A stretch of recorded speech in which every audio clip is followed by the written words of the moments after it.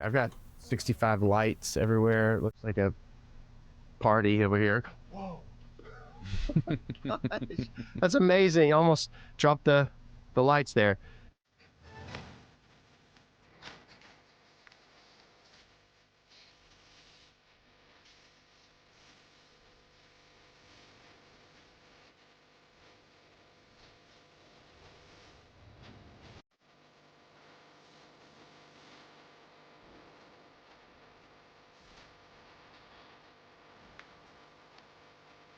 Thanks for being here, bud. I appreciate it so much. This is crazy. Yeah.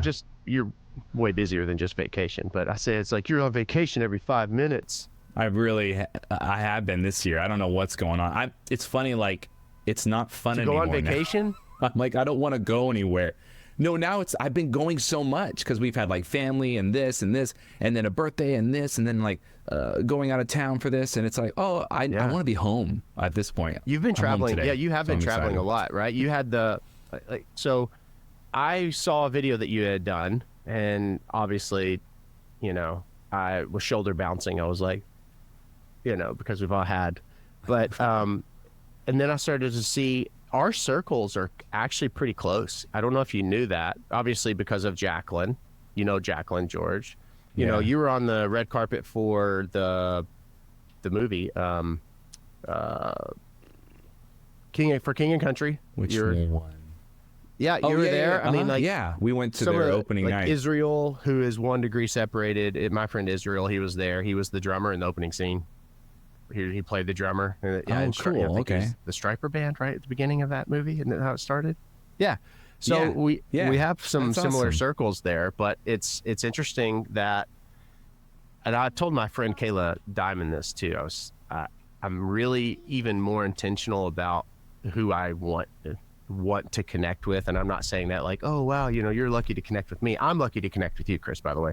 Which, but I'm very intentional as far as, you get that feeling from people, like vibe from them online. Does that make sense? Yeah, I think you can tell a lot just about their videos in general and what they think is funny and what they think works and their stories. And honestly, I think might sound silly, but after the pandemic, everything changed where I'm like, I'm going to be more intentional about the people I hang out with. Like it was like this reset and people moved away, and it was like, who are my people now? Who are my friends? And then I moved to Nashville, and I'm like, all right, like it almost feels like a clean slate. But that was so scary too, right? Of like, Wasn't that I really get to- scary? Because as an adult, I feel like it's really Totally. hard to make friends. You can't just go on a playground and it is. That's heavily frowned upon. No. Hey, will you be my friend? It is. And hey, how's it going? I'm almost 40. Yeah. It's frowned upon. But it is weird to make friends when you're older. And I think guys have a harder time making friends because you're just kind of like, oh, I'm good. Are you just good? sit at home. Is that good? Are you easy to just in the corner? Yeah. I tell people I'm an extrovert I'm an extrovert that gets exhausted, and then I introvert for like a week, like a reset. I love to be around people. But are you around people a lot right now or no? I would say yes. I teach improv, and I do improv shows every week. So I'm constantly coming out after shows and saying hi to people, and it's like it's a weekly thing. I've been around a lot of people because of work, though, not because I'm going out. You know what I mean? Like, let's just hang out tonight. I've just been busy. So, but I am a people person. I for went sure. through this phase of, I was around people all the time, and then it's like a polar opposite. I'm not around this light. That's, by the way, it's like I'm on the moon. Yeah, I like it. It's I like that you. There we go. It looks like you don't have a wall. It just opens outside. I didn't really set the. At any moment, your mailman's gonna. I didn't set the mail. lighting up very well, but I didn't do a lot of things well for this one. But no, I did. I went through this phase. Hey, that's fine. This phase, or massive change rather, not a phase, of being around so many people and then around hardly anyone. So it was a big adjustment for me. And you said before we started recording, you were talking about how you lived in Burbank, and you get everything kind of squared away, and then all of a sudden it's like, oh, we're moving to Nashville. What actually prompted? Let's back up. Like, what prompted you? Where are you from? Yeah. So I am from California most of my life. Yeah, and then got married in 2007 to my wife Kelsey, who lived in Burbank, and then eventually we moved to Burbank. We bought in 2020. That's amazing. Congratulations. 2020. Wow. I bet you had the most epic housewarming party. We were like, is anyone going to show up? Awesome. Yeah, that was just this crazy thing. And then we thought things would get better, and it didn't. So we just decided to move. And that's a whole story in itself. But we picked Nashville, which is never was on our radar. We're also filmmakers. We filmed some of a movie out here a couple years ago, and then just went, what if we check out Nashville? And ended up meeting a bunch of directors and writers and producers and actors, and they were all moving there. And so it just became home. It's pretty crazy. You started in I guess, entertainment. I started in mostly theater, actually, growing up. Did some Broadway national tours. We lived in New York for a while doing theater. It wasn't until I got to college that one of my teachers was like, you need to do comedy. Stop doing drama, you psycho. Like, you're funny, do comedy. And I was like, oh, okay, yes, ma'am, yes, ma'am. Did you ever get told that before her or him, did someone ever tell you that you were funny? Or is that something that was like, okay. Yeah, I mean, growing up, I was always joking, making people laugh. It was just a thing. But, when you do the youth theater, you play a lot of like lead roles that are like serious roles in youth theater. And I was the guy that could sing, so I got cast in all the leads, and they were always like dramatic, like The Secret Garden lead and Les Mis. And it wasn't until college where people were like, you need to only do comedy. You're good at drama, but comedy's your thing. So then we went and moved back to LA. It's amazing. We've jumped around, man. And I know, got into the Groundlings Theater, which is, for people that don't know, that's where like Will Ferrell started, Chris Kattan, Melissa McCarthy. I mean, all the biggest Saturday Night Live names started there. And went through a 7-year program. No, this is so awesome. I mean, I was familiar with it's the Groundlings. Is that correct? The Groundlings. Yeah, I think Will Ferrell. I'm a big fan of his. I think his deliveries are amazing. But that's where I'm familiar with that. But continue, please. 7 years of this program. Yeah. So 7 years of the program, got invited to their main company, which is like the prestigious main company. You become an artistic director of the theater, alongside Pee Wee Herman. I mean, everyone you can think of, and joined, and then pandemic hit like 6 months into finally achieving this, and everything shut down. It was like this big dream, and then if you feel comfortable to speak to it, there had to have been a massive grieving process, maybe even death. Because like the child in you, that's what I'm going to attain. Like that is essentially becomes, I'm not putting words in your mouth, but maybe a sense of an identity, right? And then, it was like the goal. It's the top comedy like role, the credit basically. I got to audition for Saturday Night Live 3 times because of that level that I was in, basically. And then when it paused, I kind of went, oh no, like I want to keep creating. I had wigs because we did sketch comedy there. I had tons of wigs. I love that. I know. I was like, what do I do? And that's what led to TikTok though, over the pandemic, where I want to keep creating. I had a lot of friends that were just kind of depressed, like, well, I guess we'll just wait. And I went, no, I need to do something now. I'm getting unemployment pay. I'm getting paid to be at home. I need to do something. And I was giving away a pallet on Facebook Marketplace, just a wood pallet. I would have gotten that, and I would have broken it up and burned it. I know. I set it up. I set it on the curb. Amazing. And this lady commented on my Facebook saying like, "How much is it?" And I'm like, "It's free." And she's like, "Can I use it in a shed?" And I'm like, "It's free. It's on the corner." She's like, "Why is there green paint on it?" I'm like, "I don't know. It's free." She's like, "Can I use it in a garden?" I said, "I don't know. It's free." Showed the conversation to my wife. She said, "Go film it." I created a TikTok account, made the video, went to bed, woke up, it had 1.5 million views, my first video, and then TikTok took off from there. Your story is kind of similar. It's like, who was it that in what thing, person, maybe you stumbled upon a video. For me, it was Gary Vee. But for you, I'm going to do a TikTok. I'm going to create a TikTok account.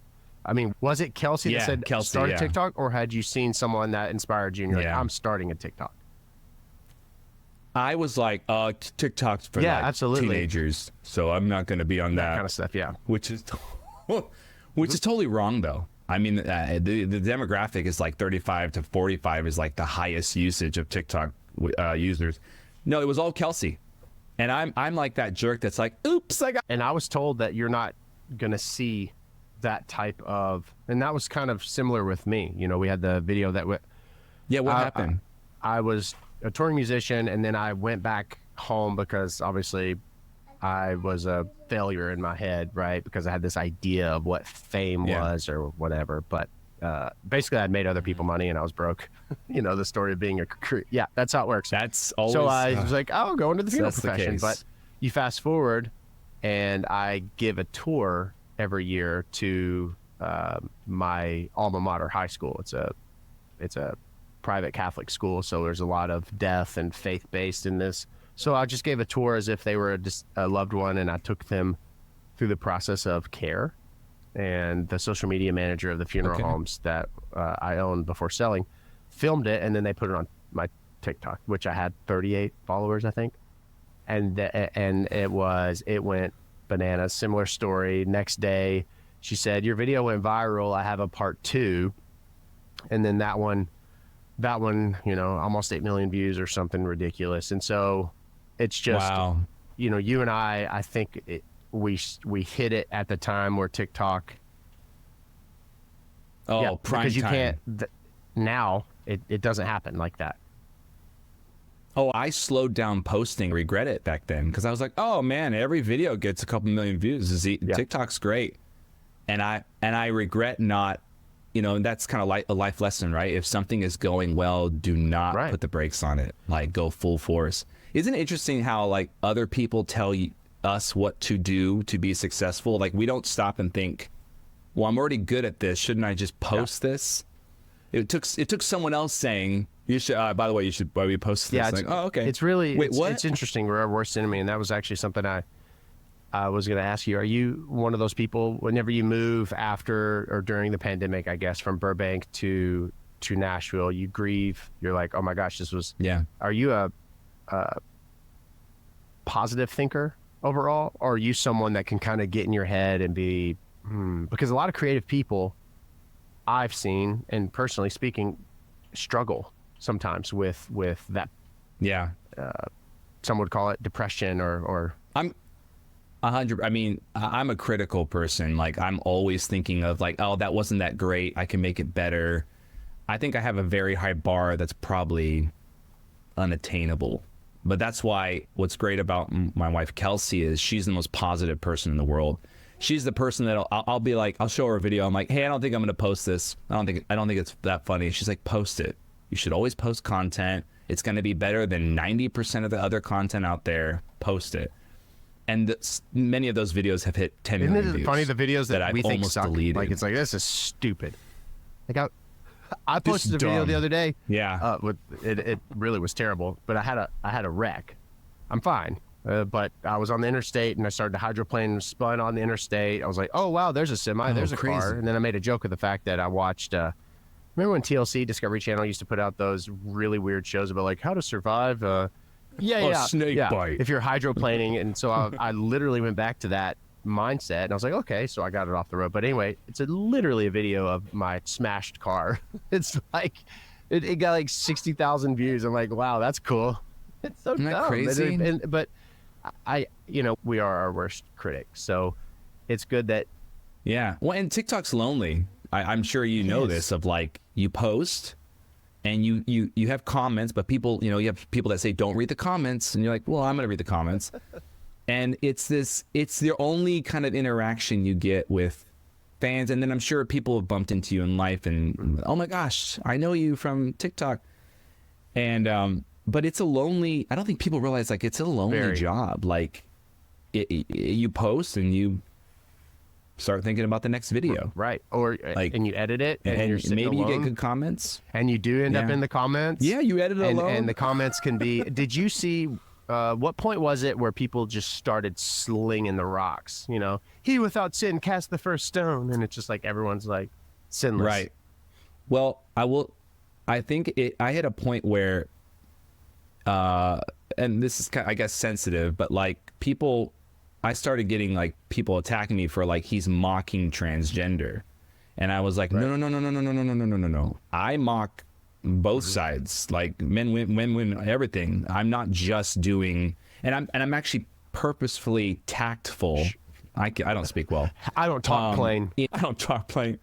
If you scroll through my videos, I purposely will post some women ones and then men ones. I make sure that I mix it up so they're not like, oh, this guy's just attacking women. No, I'm making Because fun people of are dumb. everyone. I mean, we're all dumb. Everybody, it's fine. I'm not. Yeah.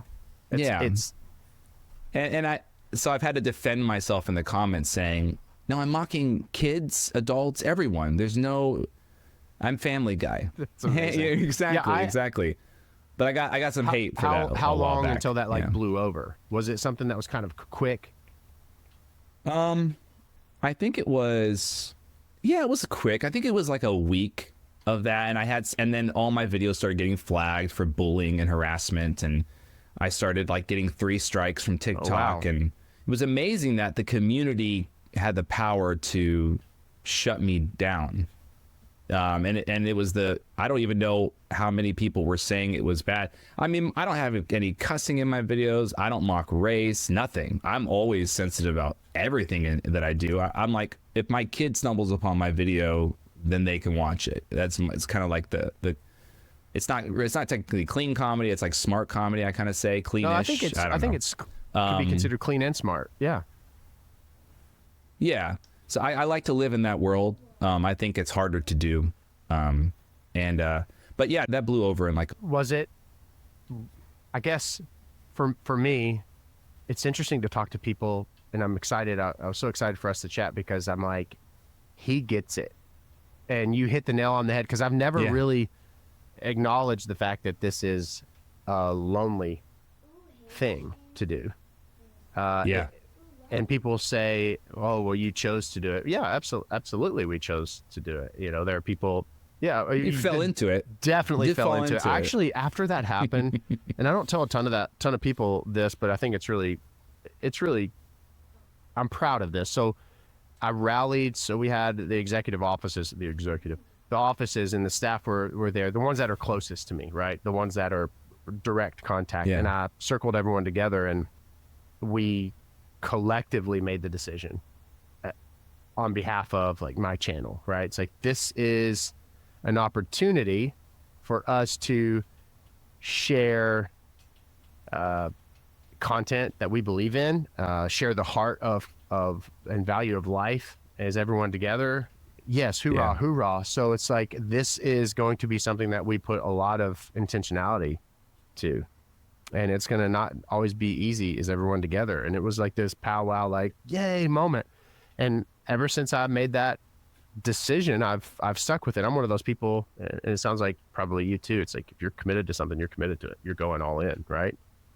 Yeah, you have to, because I mean, you know what level of quality you want. And so, I mean, even down to, I can just tell the kind of care and pride you take in what you do, just even by your studio. It's like you have a look that you're going for, you have a brand you're wanting, and you're doing it. I have a green screen behind me because I'm not set up. Hey, you know what? We could put that's we could me, put anything Mark. on That's this. So me in advertising. post, you just tell me what you want behind you, and I'll do it. I will do it. That's true. Ocean, ocean, absolutely. to Yeah, Fiji 'cause you- Ocean. Yeah, I'm a because you Fiji travel Ocean every guy. 2 days. So what is Apparently. like, what's something that is like a huge, aside from, because of course you're funny with your Facebook Marketplace videos, which I love. That's what initially I stumbled upon. But what is you. something that is inspiring? Like, where do you draw a lot of your inspiration from? And I know that's a very broad I mean, question, no, it's true. I grew up loving Jim Carrey and Will Ferrell. Like, that was the mind-blowing world of, I love that Will Ferrell can get angry and be likable. I was like, how does he do that? It's funny, a lot of my sketches I wrote at the Groundlings Theater were angry people, like furious people, but yet you like them. There's a line, it's very hard to play a likable, rude person and let the audience like them, it's very difficult to do. And I found that that became my thing, which is so funny because it fueled the Facebook Marketplace videos of like, they're so angry, but you like them. And so I think once you find your style of comedy, it's good to stay in that lane. And so, I mean, I even made a film over the pandemic where I played a very angry director in a theater kind of thing, and it works. I just know now, like, that's my thing. I'm just an angry, pissed off human. Apparently. That's good. No, that's like business 101 in any type of leadership, even if not in leadership role. I think it's important to act as if you are and find your lane and be nerdy about it, right? You can't be everything to everyone for being online, social media. No. You also, I am absolutely terrible. Thank God for AI and spreadsheets now, but I couldn't do an Excel spreadsheet to save my life, right? So why am I going to sit there and be like, let me make some formulas? Yeah, that's great. That is great. Do you, who is, so you said Carrie, you said Farrell, who's somebody that's, speaking of comedy right now, it's like new, right? I mean, new in the sense of you've got Nate Bargatze, you've got Bert, you've got awesome he guy. Has to be a nice guy. Like, put Nate on his own Seinfeld show. I'm ready. I'll watch it. He's got it. His delivery, and that's what he was trying to talk about. And I don't think. Yeah. I was listening to him on the Smartless podcast the other day, and it didn't. Mm-hmm. This is my opinion, and of course, this is our real estate today, and I can say whatever I want. It didn't translate well with what how good he is, and I think it's just because he's so.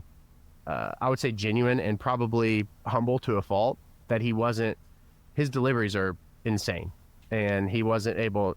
Yeah, it's brilliant. I don't feel he gave himself enough credit. But what do you think it is that made?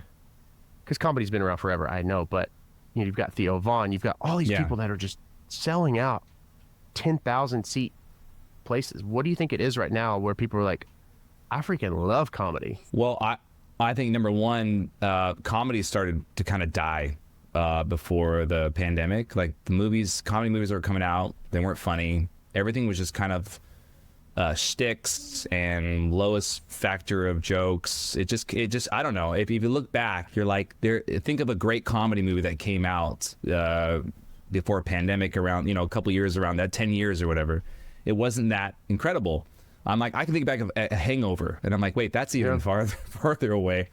I think that people after the pandemic or during it too were craving joy, craving humor. We needed to laugh. We can't just live in a state of depression that long. And so I think a lot of people took the reins and just went, we have to bring comedy back. I don't know too many people talking about it, but I was talking about it. I was like, people need this more than ever. I think that's why my Facebook stuff blew up too, is like having relatable humor, getting people to laugh. I got messages from people saying like, I'm going through cancer during the pandemic and your videos have made me just die laughing. Or a mom was like, I lost my son and I literally watch your videos on days that I'm down. And that really hit me. I was like, wow, like comedy it's not just for me to have a platform. And yes, I can make money doing this. And I love attention. Absolutely. I mean, that's why I'm a performer too. But it was needed. And so I think to kind of answer your question is that I think a lot of people started to rise up because it was a society was missing it. I think there's a beautiful parallel there, Chris, because that I feel is similar to why people found me initially, excuse me. People were losing so much, whether it was a job or transparently a loved one. I mean, my gosh. And they weren't permitted, it didn't seem like, nor were they wanting to, because if you trace back death since the 1800s or World War II and Vietnam, America's losing young men at a rapid rate. So of course they're not going to want to have any part of the funeral planning process. They're like, here, funeral home, you handle this. So it's become this massive disconnect, right? Death. And then the pandemic allowed people the opportunity to be like, I'm sad. I'm sad. So with comedy, it's like, you make me happy, because we want to know why. I mean, how-to videos, by the way, during the pandemic, I read this article. It was absurd. That's all we did. We were just watching how to knit a hoodie, how to walk a dog with your eyes closed. I don't know. It's amazing. Yeah, it's awesome. Crazy? So you move to Nashville, and then you and Kelsey, you have how many children? One? Two? Two kids, 7-year-old boy, 10-year-old daughter. And they're thriving. Initially we were kind of like this. I will say, when you move somewhere, you need at least a year to kind of find, we went through moments of like, what are we doing? This was the dumbest idea ever. And then we're like, yeah. And now it's definitely been confirmed. I mean, my wife and I, we started our own improv company and sketch, and it's been the coolest thing. And we chose to do it in a place called Franklin, which is this city right under Nashville, like 10 minutes away. And it's been awesome. Again, the community has been blown away by, they didn't know they needed humor. And it's been really cool. And, and we, just to kind of touch on something, like, we strive for what we think is the top, right? I was like, I'm going to do the Groundlings. And then I did Broadway. I'm going to be in the best stage. And there's all this stuff, but it all comes down to, it's just a building. It's just a place. And I think it took some humbling to be like, you know what? I don't have to be in LA or New York to do the dream. Like, to be that actor or be the singer or whatever. It's wherever you do it, where you find, honestly, joy and you're content with that. That's what's important. I sometimes think of Los Angeles as like a bad relationship. Like, you need me. Yes. You need me. It's true. And I was on my way. I was on my way there too. So, I was, yours was the Groundlings, and mine was, I need that record deal. You've got to have that record deal, which, I've been signed and dropped and shelved and signed and shelved more times than, you get that world. But you're right. You can be the creator, the whatever your heart desires from wherever it is that you are. And because what are you doing it for, is what you have to really ask yourself. And that's even when I moved here, I'm like, okay, if we're gonna do improv, if we're gonna do the sketch comedy, do my level, we got to do it in Nashville, in the city, downtown. It's got to be in this size theater. And then I went, what am I doing? I'm thinking of all the things when I go, wait, why don't I do it in the town that I live in, where I don't have to drive far, and I can bless or encourage this area. And it's the best decision we made, rather than going to like, well, where is the industry? Well, why don't I just make the industry here? And now it's crazy. Like, we have filmmakers now moving here, and it's all blowing up in this area because so many industry people moved to actually Franklin, and this entertainment hub is now being created. And you're part of that. I tell people on TikTok Live, and the world needs you to show up. So have you read the book, The War of Art? Not that one. I always say The Art of War, which is... but send me it. So the War of Art is... You're like, have you read Huckleberry Finn? I'm like, why are you asking The War me? of Art is Stephen Pressfield. If you are, when you're born, you can take this from a spiritual base or from a... but there's a thing that is in your heart, in your gut. It's your desire. It's it's what fuels you. It's your gift to this world. And if you're not doing that thing, then you're doing the world an injustice. You're doing them a disservice. And so I always tell, that's interesting. Stephen Pressfield said that to me. And also he calls you a hack, which is a tough pill to swallow, because he requires himself to write 4 hours a day, every day, even because he's obviously an author and writer. He even if he throws those pages away, he he forces himself to write. And I find that so beautiful. It's like, if you are doing just somewhat of, or a little bit of, then you're faking it, you know? So I guess all that to say, it's, you probably could have quit, right? Many times, like times 1,000, but you kept showing up. And I think there's the beauty in that, man. That's beautiful, because you have people who are struggling with cancer or fighting and saying, hey, thank you. It's crazy. Stuff you don't know. And those are the people that speak up. You know, we don't know, just like being nice to someone on the street, you don't know what that's going to do for them. You don't know what one of your videos can do. You go, oh no, I only got 10,000 views. Oh no, that video didn't do well. But you don't know that. Like, you don't know what it did for 5,000 of those people, or all 10,000 of those people. I've had to kind of reframe everything of like, why am I doing comedy? Why do I do this? It's to make people laugh. Well, then that's the top. And yes, I have goals that I would like to achieve, but generally they're unattainable goals. It's like, you know what I mean? Like, you want that record deal, and then you get it, and you're like, well, now I kind of want, like, you know, this thing. It's never ending. And so I love it. I forgot who I heard, but they were like, you should write down little goals and check them off as you go, especially if you're a critical person. So at least you can look at them during the year and be like, oh, I've done 4. A goal isn't a goal until you write it down. Maybe I should give myself a goal until you write it down and put a date to it. That's totally It's real. Yeah, pen to paper is a real thing, for sure. It's true. What's a goal what's something that is your guiding light right now as far as a goal? I want to have written 4 feature films by the end of the year. So my wife and I write. What? We have That's amazing. I thought you were going to say, I know, 4 feature films in 5 years is what I thought you were going to say. It's amazing. No. Oh. We did a fully improvised film over the pandemic. The Groundlings Theater was closed. We thought, what a great place to kind of create. No one was working. It was great. We sold the film. It was amazing. And my wife and I started our own production company. We're like, okay, we're going to write comedies with heart. It's what's needed. And we already wrote 1, and we're like, 3 more, let's do it. Like, let's just knock them out. And we write in a way that's like, just start writing. Like, don't censor. We'll clean it after. I heard I forgot who it was, but they were like, when you write, you should just record your audio of you speaking, because then you can't really edit it. You have to keep moving forward.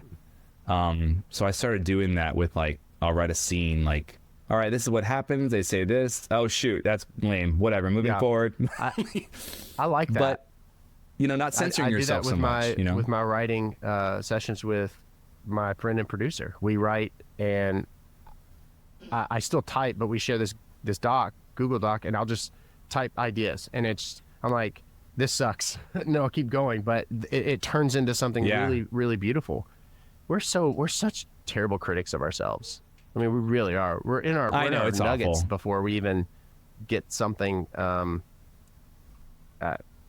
formulated, I guess. So 4 screenplays, right? Screenplays? Yeah. Wow. Yeah. What's the one? Can you share the name of the one you have finished, or is that something that's like frowned upon? You don't do that. No, it's like a road trip film. It's not really titled yet. That's another thing. I'm like, I don't know what the title is yet. We're thinking of films that are easy to shoot on a budget, like horror films, indie films, road trip, like very simple films. But also we like doing the kind of improvised approach, because we're such strong improvisers and know a lot of strong improvisers. You write an outline of a film, and then you just go film it, and then you have fun in the editing room. That would be fun. I grew up. I laughed all the time. My friends were funny. I thought I was funny. And then there was this time where I was told I wasn't funny for such a long time. I know that sounds weird. And I really thought, by teachers or people friends, like really close to me. It was very odd, which, it's amazing the things that we're told that we end up believing. That's a whole other part. But yeah, it's like, look at me now. I make everyone laugh. No, but I really I have a lighting. I really believed that I wasn't funny. And then, not everyone, but I'm told all the time now, you're funny. And I'm like, this is weird to hear that I'm funny. And I'm not tooting my horn, but I was going somewhere with it. Now I don't know where I was going with it. Well, yeah. Let me piggyback this, because when I wrote sketches like similar to Saturday Night Live, the things that gave me ideas for the sketches was when someone would tell me something was funny that I did. They're like, I love that you always walk in the room and then act like you don't belong there and leave. It was like a stupid bit I was doing. And I went, well, maybe I should turn that into a sketch. Or they're like, I love that you fall. I like would, you know, I'll foolishly pretend I'm falling and just dumb things like that. I hope. Do you do that? I started. I love it. Oh yeah, 100%. I'll just walk into a wall. But I started to go, well, wait, if someone's already saying this is funny, and the reverse is if someone is already saying this is good or something they like that you do, you should turn that into some kind of art. Yeah. And I turned it into comedy sketches. Brilliant. And I think we forget to listen to those moments of like someone saying, I like that. And you go, oh, like, thanks. Who needs a, who needs like what is it called where you get a bunch of people in the room? Like a testing, a test or whatever it's right called. Now, our friends here that are watching us record this podcast, like the comments or the that they share with us, that's the affirmation, or that's the information rather that we need and want to hear. It's really funny. We always are trying to reinvent, overthink.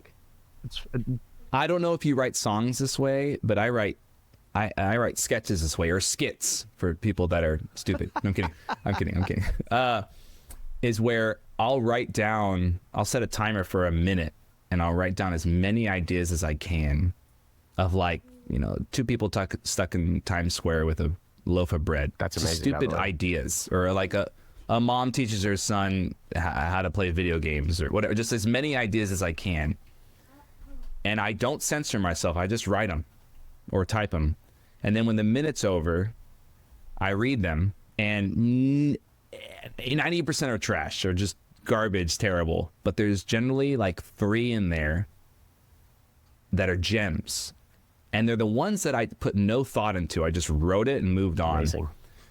And those are the skits or sketches that I write from, are those ones generally. You get to a point where your brain shuts off, and that's the funny stuff. I don't know if you do music that way. I mean, I love the authentic, and that's the most authentic approach, I feel, where you're just like, you know, because I've told this story before, but, you know, before this is the biggest the career has been, but when it was really taking off in 2010, do you remember Neo?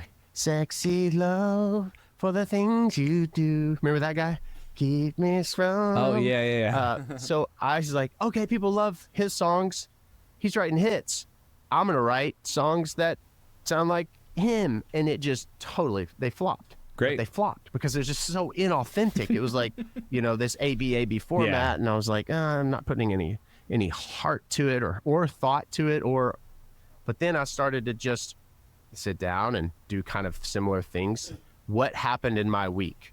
Like the one of my latest songs is a song because similar to you experiencing, I don't want to say bullying, but people not understanding and giving you a lot of backlash for stuff, when if they just scrolled back a little bit, they'd realize, oh, there's the guy, there's the heart, you know, similar to that, you know, people are going to say what they want about you, half-truths, untruths. I mean, you know, the other day I found out I stole embalming chemicals, you know, it's just like whatever people say about me is none of my business. And so I wrote this song called Villain, but it was in that moment which I love the marketing for that. Keep going. That story, I absolutely love it. That was hilarious how all that happened. And that too is just the most authentic, zero craps given. I'm just going to tell you, I'm going to dangle a carrot 2 weeks before putting out a video or a photo of me in a jumpsuit. And then it just went,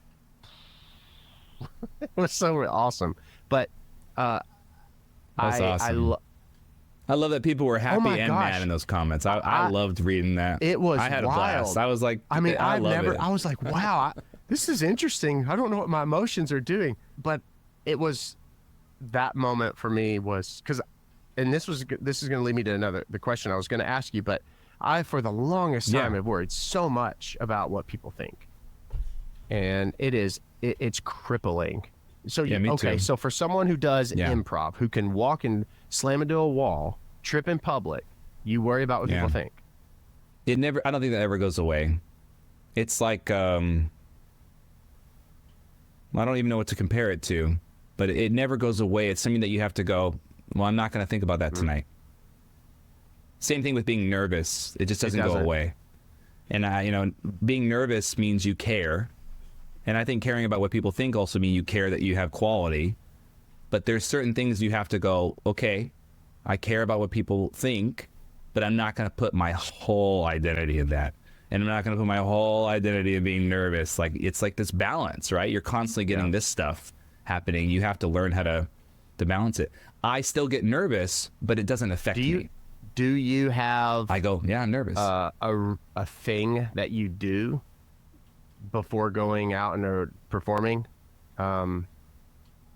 Yeah, I mean, well, I'm a Christian, I'm a spiritual person, so not a spiritual person, I'm a Christian, and so I feel like we were given talents and we're supposed to use them, and so I just always make sure to, pray before I do anything, because I feel like it's also a way to be humble. Like, hey, I was made this way, and I'm gonna give this talent to the world, and this is not me doing all the work.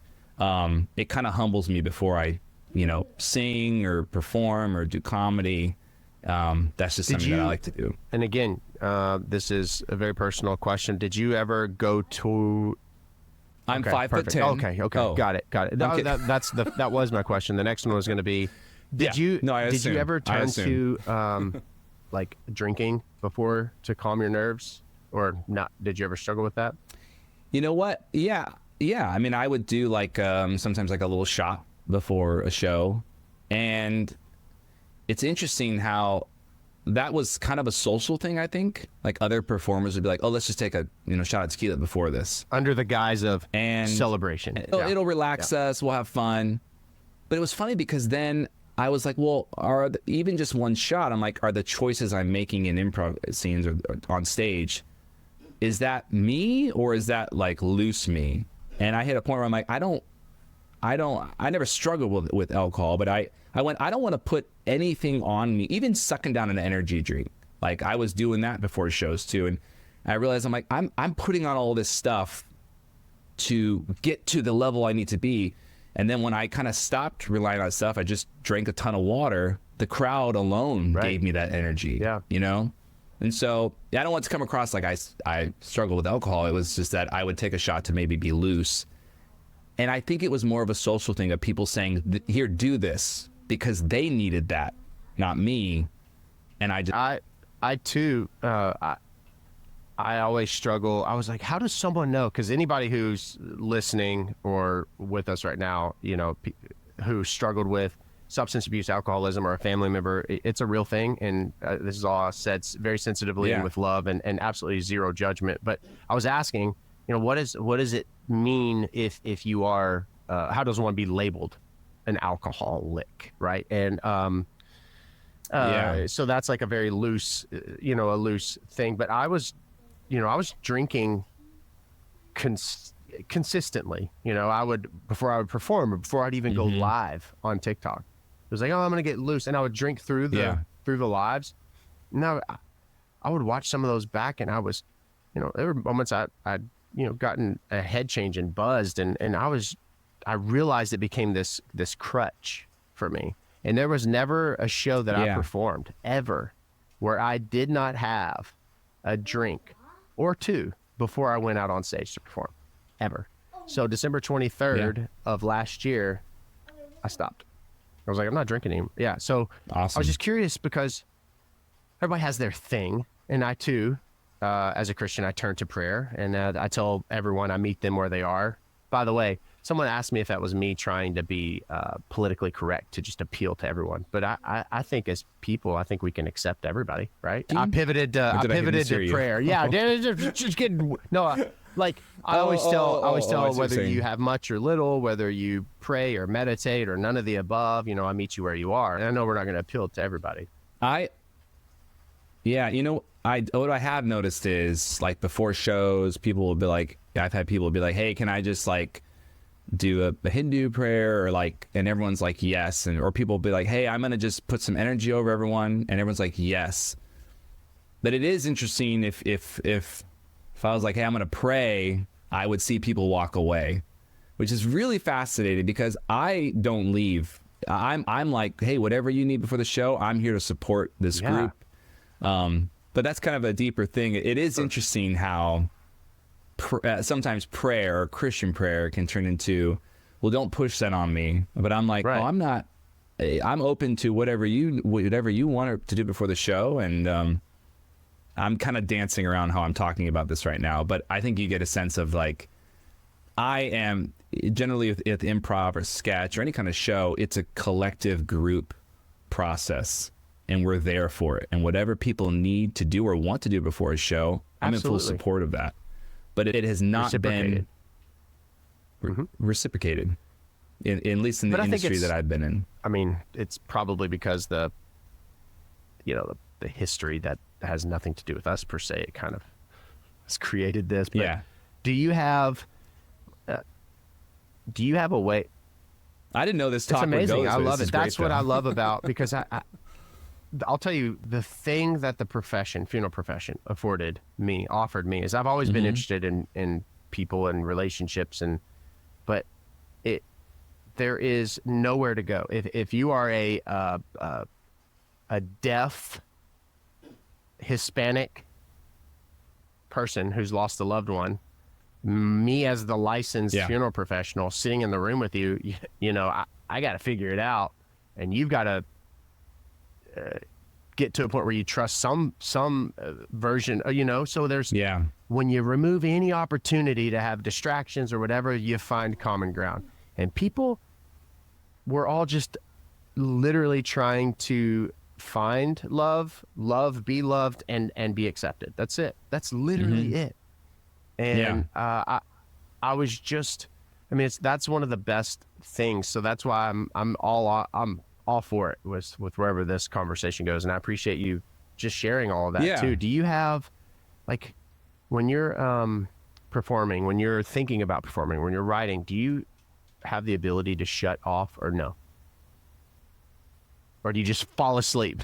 You mean like, no, my brain's always going. I mean, what I love about improv, and if you've never taken an improv class, you should everyone should take an improv class. There's something about, getting up and going and not being able to really critique, censor, all that stuff. It's kind of a life skill that everyone should partake in. Even if you're like, I don't do acting, it doesn't matter. You public speak, you've gone to parties, you've been in meetings. There is something about forcing yourself to move forward in a conversation, move forward in an improv scene. But even then, when I try to critique little improv moments, it never goes well. It's better when I do shut off my brain and just go, why am I doing this? It's fun. And then my best stuff comes out when I try to be silly and have fun. And then I go back later and someone's like, oh, that's the funniest thing you said. I'm like, what was it? Okay, I don't know what you said. This is a twofer. So first, okay, top of your head, what is the most ridiculously embarrassing thing that has happened to you while performing? And then I would love to hear, without names, of course, something that you saw someone do that you're like, that is hilarious. Not to, make fun of, but just, Right. Yeah, no, I can, I would say the most embarrassing thing that ever happened was, this is going to be funny, but I played the Olaf puppet in the Disney California Adventure show of Frozen. It was like a $40 million show, insane theater, thousands of people. I puppeteered him and sang for Olaf.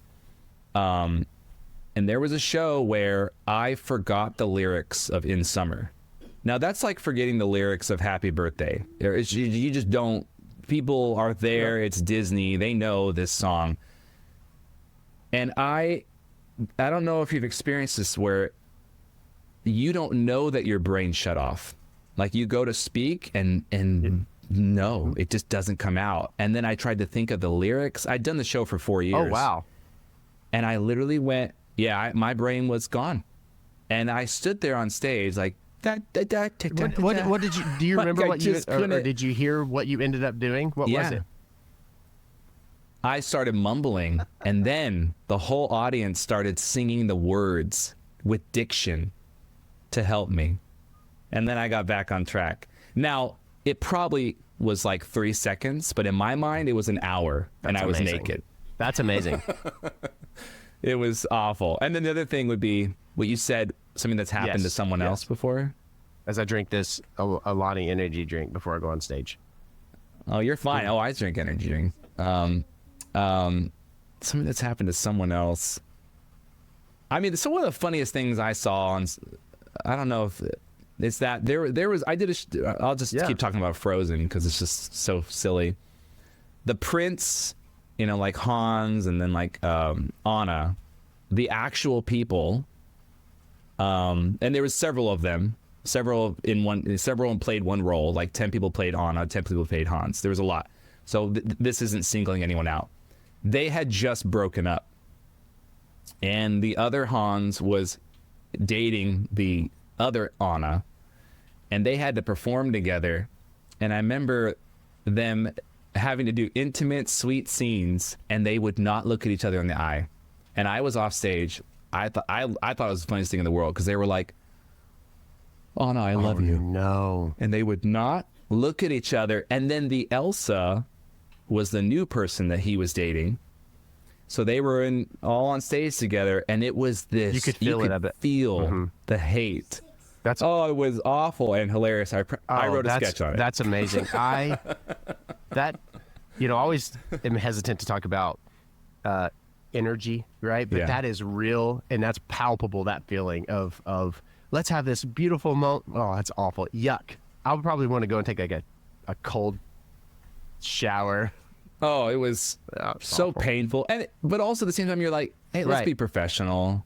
Again, you're doing this show. There's an audience here. Like, you should have called out if you knew that this was going to be a huge problem for yourself. Anyways, it's funny because I had a big showcase in New York City in May, I think. New York. And so labels there, booking agent, you've got Live Nation. It was a big deal.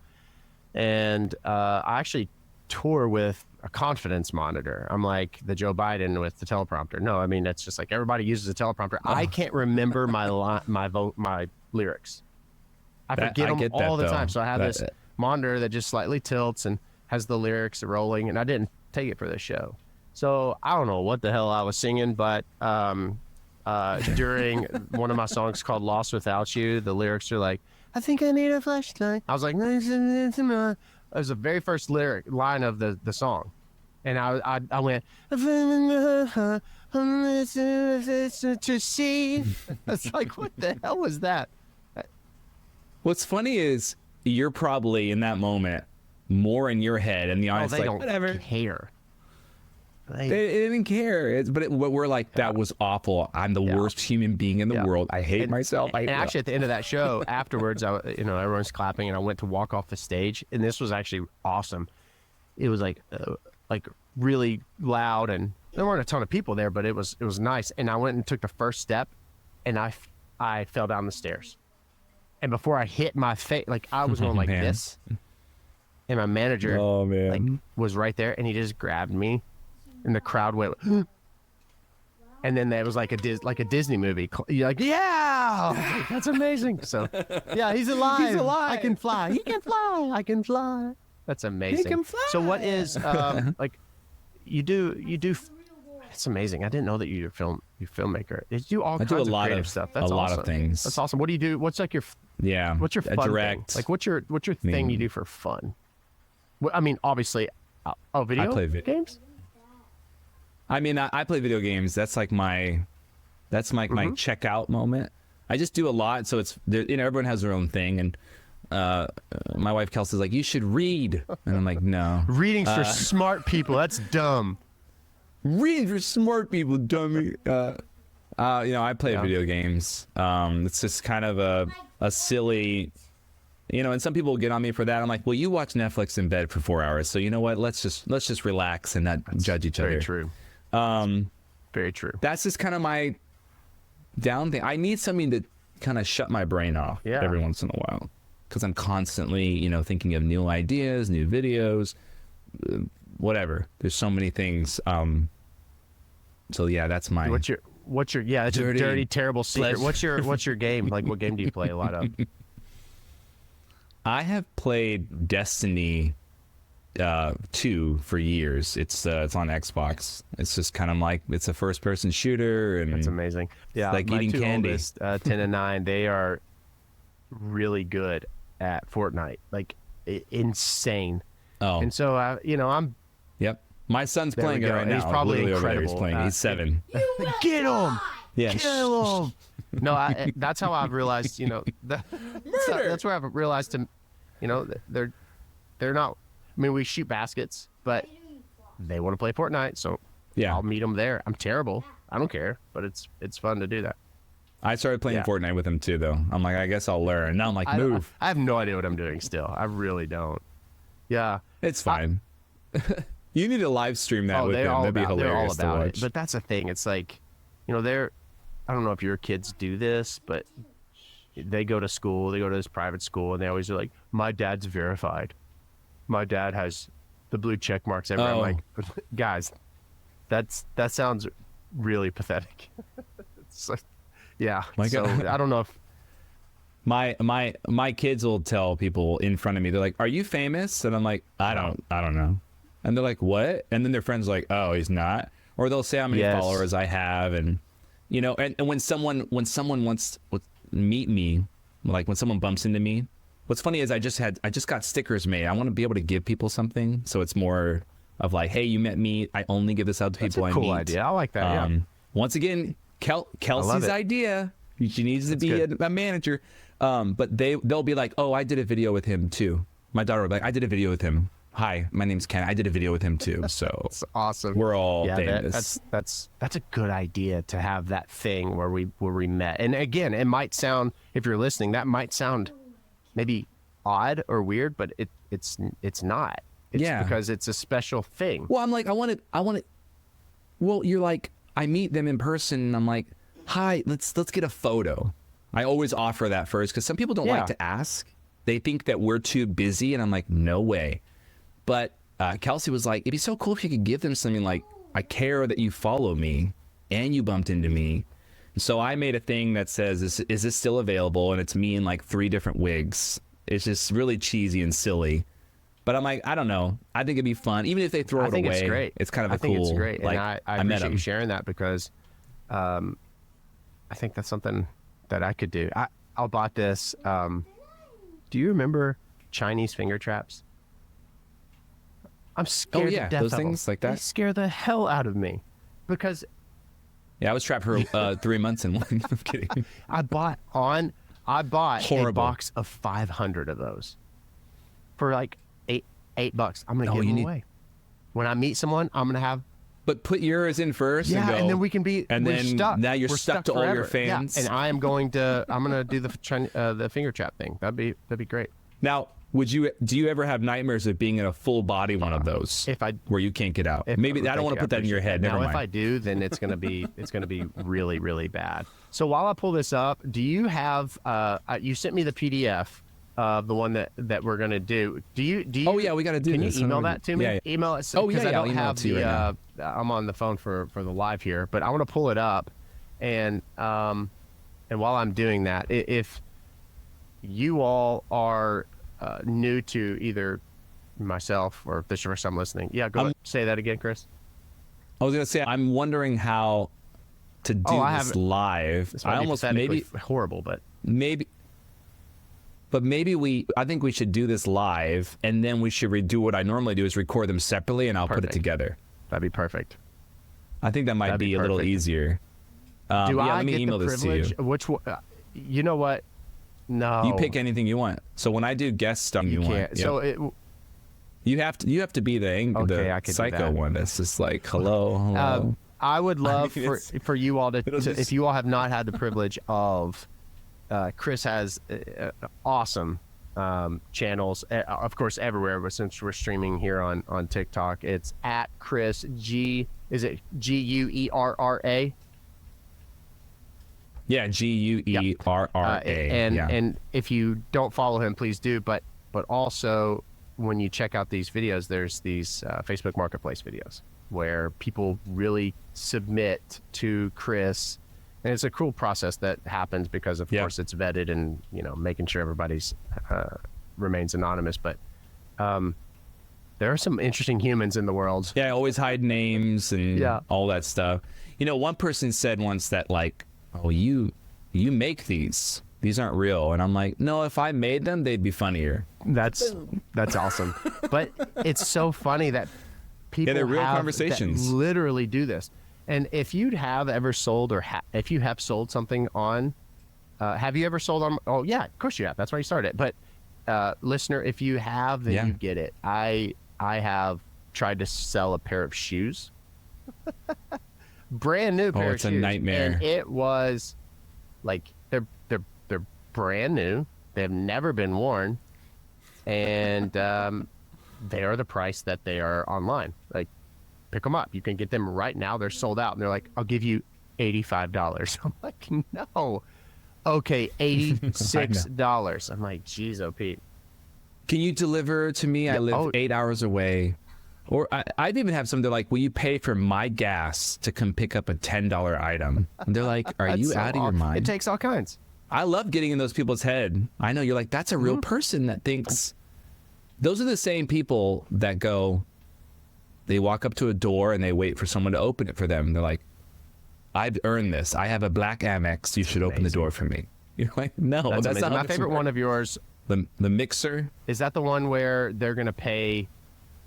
The mixer. Like they're going to pay extra. And Tell me the mixer so many story. would sound so cocky that I'm like, the mixer is where this mom's like, I have to make a cake for my daughter. That one. Yes. Some of them are just, they write themselves where they have like a beginning, middle, and a great ending, and the mom is just screaming like, when am I going to feed my kids now? I gotta feed my kids a cake now. That's amazing. All right, so it's so fun to figure out the world. Yeah, this person's selling a long-sleeved shirt. Yeah, so normally we would film separately and I'd piece it together, but we're live on our phones. So maybe we kind of interact and do this, and then when this all ends, I can send you, let's do that. Yeah, I'll do all these parts afterwards. You got to wear your wig, though. I feel like you need your wig on now for this. And I normally wear a hat in every video I do, so I'll put my hat on. And is this all right? That's incredible looking. Yeah, so this is a Echo United long sleeve shirt for $10. So how do they submit this, by the way, before we go? Because I mean, this is legit what you've sent me. It's pretty awesome. Yeah. So if someone is watching or listening, so this is how they could submit if they've had some nightmare. Can you all take me serious right now? I sure hope so. Yeah. I hope so. We're going to talk about serious things. So there's a link in my bio, and I use a thing called Jotform. I actually partnered with them for a couple of years, and it's great. People submit their nightmares to me. I have almost 3,000 unread. I can't keep up with it. I need to maybe hire someone one day to go through them and help me. But don't let that discourage you from submitting, because I still scroll through them. With some AI. It's amazing what a wig can do for someone, by the way. I probably need help. Like, I feel like I am all in my feels, people. All right? But see, this is what I do. I throw a wig. I read the conversation. I go, who is this? We'll leave out the street name. I was going to give the entire... But man, you put a wig on and then you're like, who is this person? And all of a sudden your voice starts changing. Amazing. I love it. Okay, so it basically would go like this. It'd be like, let's do it. Hi, Rebecca. Is this still available? Good. It is. Alamer, hello. Wait, where's it? Would you deliver? I live in Alamer somewhere that I can't pronounce. Hello? Rebecca? Yeah. You still there? Hello? Anyone there?